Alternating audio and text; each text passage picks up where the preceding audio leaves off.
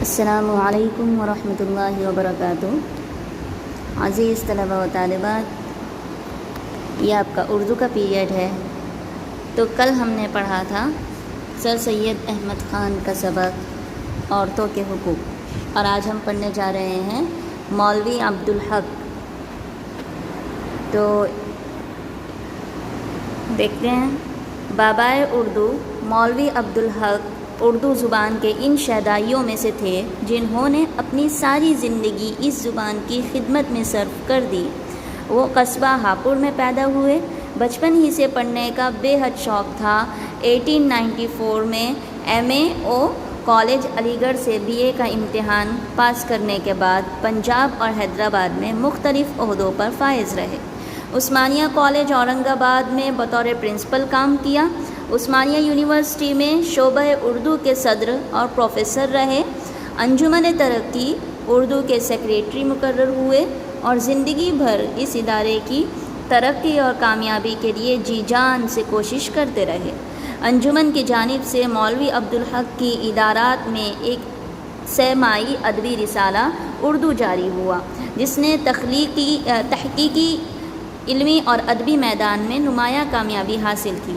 Hyderabad university سے LLD اور علی گڑھ یونیورسٹی نے DLED کی اعزازی ڈگریاں دے کر مولوی عبدالحق کی مجموعی خدمات کا اعتراف کیا۔ آزادی کے بعد وہ پاکستان چلے گئے اور کراچی میں ان کا انتقال ہوا۔ یہ تھا مصنف کا تعارف۔ آگے ہم پڑھتے ہیں، سبق کی طرف چلتے ہیں۔ سبق کا نام ہے ہمارا مخلوط زبان۔ مخلوط کا مطلب ہوتا ہے ملا جلا، ملی جلی۔ تو مخلوط زبان، ملی جلی زبان۔ اردو پر ایک اعتراف یہ کیا جاتا ہے کہ یہ مخلوط زبان ہے، اس سے تو کسی کو انکار نہیں ہو سکتا کہ یہ ٹھیٹھ ہندوستانی زبان ہے۔ اب رہی یہ بات کہ یہ مخلوط ہے، تو مخلوط ہونا کوئی عیب نہیں بلکہ ایک اعتبار سے خوبی ہے۔ تو اردو پر ایک اعتراض یہ کیا جاتا ہے کہ یہ مخلوط زبان ہے، یہ ملی جلی زبان ہے، اس میں صرف بہت ساری زبانیں ملی جلی ہیں، تو اس سے کسی کو انکار نہیں ہے کہ یہ ٹھیٹھ ہندوستانی زبان ہے۔ اور رہی بات مخلوط ہونا، تو مخلوط ہونا کوئی عیب نہیں ہے بلکہ یہ ایک خوبی ہے۔ ہندوستان ایک ایسا ملک ہے جس میں بہت سارے لوگ کوئی ہندوستان کا ہے، ہندوستان میں بہت سارے لوگ ادھر ادھر کے جمع ہوئے ہیں، تو کوئی اپنی بولی بولتا ہے، کوئی اپنی بولی بولتا ہے۔ ہندوستان ایک ایسا ملک ہے جس میں بہت ساری بولیاں بولی جاتی ہیں، تو وہ سب ملا کر ایک اردو زبان بنی ہے۔ اردو زبان میں وہ لوگ سب اپنی بولی ملاتے ہیں۔ تو یوں تو دنیا میں جس سے ہر کسی کا سمجھ جانا، اردو سمجھنا بہت زیادہ آسان ہو جاتا ہے۔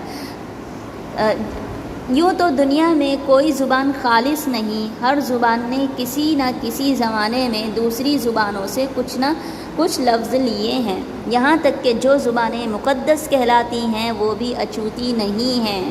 یہاں پر کہہ رہے ہیں کہ ایسے تو دنیا میں کوئی بھی زبان ایسی نہیں ہے جو صرف خالص ہو، ٹھیک ہے، جس میں صرف وہی زبان ہو، بلکہ ہر زبان جو بہت زیادہ مقدس کہلاتی ہیں، جن کی بہت زیادہ ویلیو ہے، وہ بھی اچھوتی نہیں ہیں، یعنی وہ بھی خالص نہیں ہیں، ان میں بھی کچھ زبانیں ملی ہوئی ہیں۔ تو مخلوط زبان میں ہوتا یہ ہے کہ غیر زبان جو کسی قوم کو سیکھنی پڑتی ہے مخلوط نہیں ہوتی، بلکہ اس کی اپنی زبان غیر زبان کے میل سے مخلوط ہو جاتی ہے۔ اب کہہ رہے ہیں یہاں پر، دیکھیے، یہ سمجھیے اس بات کو کہ مخلوط زبان میں ایسا ہوتا ہے کہ اگر کسی کو کسی قوم کی زبان سیکھنی ہو، ٹھیک ہے، تو وہ زبان جو ہوتی ہے وہ مخلوط زبان نہیں ہوتی ہے، ٹھیک ہے۔ جیسے کہ میں ہوں، مجھے گجراتی سیکھنا ہے، میری زبان ہے اردو، ٹھیک ہے، مجھے گجراتی سیکھنا ہے، تو اب میں گجراتی میں کیا کروں گی؟ اب جیسے کہ سمجھیے میں کہیں جاؤں گی تو گجراتی سیکھنے کے لیے میں کیا کروں گی؟ اس میں تھوڑے اپنے الفاظ بھی ڈال دوں گی میں، ٹھیک ہے، تو وہ زبان میں نے بنا لی ہے، وہ گجراتی مخلوط زبان نہیں ہے۔ تو یہ کہہ رہے ہیں کہ وہ زبان اپنی ہی ہوتی ہے، وہ مخلوط نہیں ہوتی ہے، بلکہ اگر کوئی غیر زبان یعنی وہ زبان کے بولنے والا نہ ہو، وہ اس زبان کو بولنا چاہتا ہو تو وہ کیا کرے گا، اس زبان کو اپنی زبان سے میچ کر لے گا. جیسے کہ اب ہم ہی اپنے اس میں دیکھ لیں، جیسے کہ ہم بولتے ہیں آفس، ہے نا. اکثر کوئی نہیں کہے گا، آپ زیادہ تر نہیں سنیں گے، زیادہ تر کیا اکثر آپ نہیں سنیں گے کہ کوئی آفس کو دفتر بولتا ہو. نہیں، تو یہ آفس کون سا لفظ ہے؟ انگلش لفظ ہے. ہم نے اس کو اپنی زبان میں لے لیا، اردو زبان میں. تو اردو زبان آفس، اردو زبان میں آفس کے لیے ایک الگ لفظ موجود ہے، لیکن ہم نے کیا کیا، اپنی سہولت کے اعتبار سے ہم نے اس میں آفس لفظ جوڑ لیا، دفتر بھول گئے. ٹھیک ہے. جیسے کہ اسکول ہے، اسکول کو ہم نے مدرسہ، درس گاہ نہیں کہا، ہم کیا کہتے ہیں اس کو، اسکول ہی کہتے ہیں. تو ہم اپنی سہولت کے اعتبار سے، اور یہ چیز ایسی ہوتی ہے، اردو ایک ایسی زبان ہے کہ جس کو اگر کوئی نہ سمجھنے والے کے سامنے بھی بولا جائے تو وہ بہت آسانی سے کچھ حد تک سمجھ لے گا، کیونکہ اس میں ایسی بہت ساری لینگویجز ہیں. آگے دیکھیے. یوں تو دنیا میں بائیں نہیں، یہی حال مسلمانوں کے آنے کے بعد ہوا. فارسی مخلوط نہیں ہوئی، بلکہ مقامی زبان فارسی سے مخلوط ہو کر ایک نئی زبان بن گئی. ہماری زبان میں بہت سارے لفظ جو ہیں وہ فارسی بھی ہیں. جیسے کہ میں آپ کو بتاؤں، خدا لفظ ہے فارسی کا، خدا اردو لفظ نہیں ہے. ٹھیک ہے. تو اسی طرح کہہ رہے ہیں کہ یہی حال جب ہم مسلمان آئے ہندوستان میں تو ایسا ہی ہوا. فارسی مخلوط زبان نہیں تھی، ملی جلی زبان نہیں تھی، بلکہ مقامی زبان جو تھی اس میں ان لوگوں نے فارسی میں کچھ اپنے الفاظ کو ڈال دیے تو وہ ایک نئی زبان بن گئی. یہ بھی ایک مسلم ثبوت ہے کہ غیر زبان کے لفظ جو کسی زبان میں، مسلم ثبوت ہے کہ غیر زبان کے لفظ جو کسی زبان میں داخل ہو جاتے ہیں یا کسی زبان کو مخلوط کرتے ہیں تو اصلی زبان کے صرف و نحو کو ہاتھ نہیں لگاتے. بول رہے ہیں کہ جب کوئی غیر زبان کے لفظ کسی زبان کو مخلوط کرتے ہیں، جب مل جاتے ہیں دو زبان کے لفظ جو ہیں وہ جب مل جاتے ہیں کسی زبان میں، صرف نحو یعنی گرامر کو کہتے ہیں. ٹھیک ہے. تو بول رہے ہیں کہ وہ گرامر کو کچھ ہاتھ بھی نہیں لگاتے، یعنی گرامر نہیں بدلتا ہے. آگے دیکھیے آپ کو پتہ چلے گا کہ صرف کیا ہوتا ہے، نام، صرف نام ہی اس میں سے لیتے ہیں. اگر کسی زبان سے لے رہے ہیں نام یا صفت ہی لیں گے، باقی کا پورا گرامر نہیں لیں گے، گرامر کو کچھ بھی نہیں ہوگا. یہی صورت اس مخلوط زبان اردو میں پیش آئی کہ فارسی کا اثر اسماء و صفات، اسماء یعنی نام اور صفات یعنی صفت، اسماء و صفات تک رہا. البتہ بعض حروف عطف مثلا اگر، مگر، اگرچہ، لیکن وغیرہ آ گئے. اصل صرف و نحو بالکل دیسی زبان کی ہی رہی. دیسی زبان یعنی وہی زبان جو اصل زبان جو ہے، اور جب ضرورت پڑی فارسی عربی لفظوں کو ہندی قالب میں ڈھال کر اپنا لیا. یہی کہہ رہے ہیں کہ صرف و نحو کو، گرامر کو بالکل بھی ہاتھ نہیں لگتا، بالکل بھی یوں استعمال نہیں ہوتا ہے اس کا، صرف اسماء اور صفت ہی رہتے ہیں. اور لیکن ہاں حرف عطف جو کہ میں آپ کو پہلے پڑھا چکی ہوں، ایسے لفظ جو جملوں کو جوڑنے کا کام کرتے ہیں، جیسے کہ اگرچہ اردو کا لفظ نہیں ہے تو اگرچہ وغیرہ اس میں لے لیا ہے. ٹھیک ہے. اور بول رہے ہیں کہ اصل زبان جو تھی وہ تو وہی رہی ہے ان کی، بس کیا کیا ہے، تھوڑا فارسی عربی، فارسی کو بھی لیا ہے اپنے اس میں، جیسے میں نے آپ کو خدا بتایا ہے، عربی کو بھی لیا ہے اور ہندی کو بھی لے لیا ہے. جیسے کہ ہم کہتے ہیں ہندی کا لفظ، ہندی کیا ہے، آکاش ہے نا، آکاش، اور ہم کیا کہتے ہیں، آسمان. بہت سارے لوگ یہی کہتے ہیں آسمان، لیکن ہم نے کیا، ہندی بھی ایک لینگویج ہے. کبھی آپ نے بہت ہی کم سنا ہوگا کسی ہندی بولنے والے کو، ہندی اردو اکثر ایک ہی ہے، کہ وہ آکاش کہتے ہوں. زیادہ تر لکھنے وغیرہ میں تو ہوتا ہے، لیکن پڑھنے میں اکثر لوگ آسمان ہی کہتے ہیں. تو وہی یہاں پر لوگوں نے اپنی سہولتوں کے اعتبار سے ان لوگوں نے اس میں اپنے لفظ ڈالنا شروع کر دیے، اپنی زبان کے لفظ ڈالنا شروع کر دیے. جیسے کہ مثلا عربی لفظ بدل، کفن، دفن، قبول سے کیا کیا ان لوگوں نے؟ اصل لفظ کیا تھے؟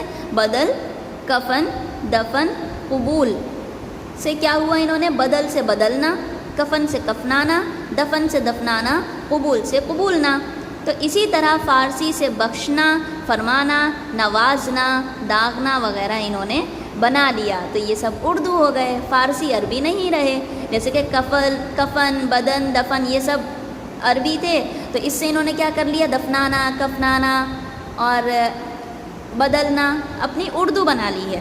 بدیسی لفظوں سے زبان خراب نہیں ہوتی، بلکہ برخلاف اس کے اس میں وسعت، قوت اور شان پیدا ہوتی ہے۔ تو بول رہے ہیں کہ جو الگ الگ زبانوں سے، جیسے کہ کوئی زبان، میں یہاں پر گجرات میں آئی ہوں تو میں گجرات میں اب مجھے ڈائریکٹ وہ چیز نہیں آ جائے گی، گجراتی نہیں آ جائے گی، تو میں اس کو کیا کروں گی؟ تھوڑا اپنی سہولت کے اعتبار سے میں اس میں تھوڑے اردو کے بھی لفظ ڈال دوں گی، ہاں اردو کے بھی لفظ ڈال دوں گی تاکہ وہ میرے لیے آسانی ہو جائے۔ تو ایسا کرنا کوئی اس سے زبان خراب نہیں ہوتی، بلکہ اس میں وسعت آ جاتی ہے اور اس میں قوت آ جاتی ہے، ایک شان پیدا ہو جاتی ہے، نکھر جاتی ہے۔ یہ سچ ہے کہ بہت سے غیر ضروری الفاظ بھی باہر سے آ کر داخل ہو جاتے ہیں۔ غیر ضروری سے میری مراد ان لفظوں سے ہے جن کے ہم معنی لفظ پہلے سے زبان میں موجود ہو، لیکن مترادف الفاظ سے کوئی نقصان نہیں بلکہ زبان میں اضافہ ہو جاتا ہے۔ اور زبان کی فطرت کچھ ایسی واقع ہوئی ہے کہ ایک مدت کے استعمال کے بعد مترادف الفاظ کے مفہوم میں خود بخود ایسے نازک فرق پیدا ہو جاتے ہیں جس سے زبان کی لطافت بڑھ جاتی ہے، اور جو پہلے غیر ضروری سمجھے جاتے تھے ضروری ہو جاتے ہیں۔ جیسے کہ وہی کہہ رہے ہیں کہ اگر کوئی مترادف الفاظ، مطلب میں نے آپ کو بتایا تھا جو الفاظ ہم معنی ہوں اسے کہیں گے مترادف الفاظ۔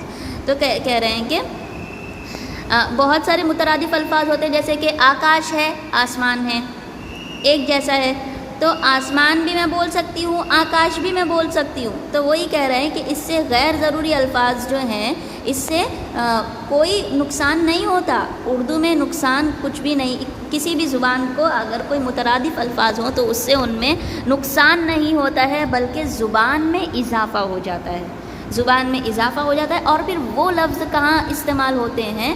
وہ لفظ ہوتے ہیں شعر و شاعری میں استعمال ہوتے ہیں، جس سے زبان ایک خوبصورت بن جاتی ہے، وسیع بن جاتی ہے اور زبان میں ایک شان پیدا ہو جاتی ہے۔ تو آج کا ہمارا سبق یہیں پر ختم ہوتا ہے، مخلوط زبان۔ کل انشاءاللہ ہم اس کا مختصر سا خلاصہ دیکھ کر پھر آگے ہم اس کا پورا سبق انشاءاللہ ختم کر لیں گے۔ السلام علیکم ورحمۃ اللہ وبرکاتہ۔